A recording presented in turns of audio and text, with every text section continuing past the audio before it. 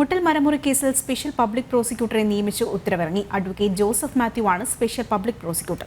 മുട്ടിൽ മരമുറി കേസിലെ ക്രമക്കേട് കണ്ടെത്തി നിയമോപദേശം നൽകിയത് ജോസഫ് മാത്യു ആണ്. വിവരങ്ങളുമായി വയനാട്ടിൽ നിന്ന് ശ്രീജിത്ത് ചേരുകയാണ്. ശ്രീജിത്ത്, ഈ വാർത്തയുമായി ബന്ധപ്പെട്ട മറ്റു വിശദാംശങ്ങൾ. ആതിര, മുട്ടിൽ മരമുറി കേസ് നാളെ ബത്തേരി കോടതി പരിഗണിക്കാനിരിക്കുകയാണ്. കേസിൽ സ്പെഷ്യൽ പ്രോസിക്യൂട്ടറെ നിയമിച്ച് നിലവിൽ സർക്കാർ ഉത്തരവിറങ്ങിയിരിക്കുന്നത്. അഡ്വക്കേറ്റ് ജോസഫ് മാത്യുവിനെയാണ് നിലവിൽ നിയമിച്ചിരിക്കുന്നത്.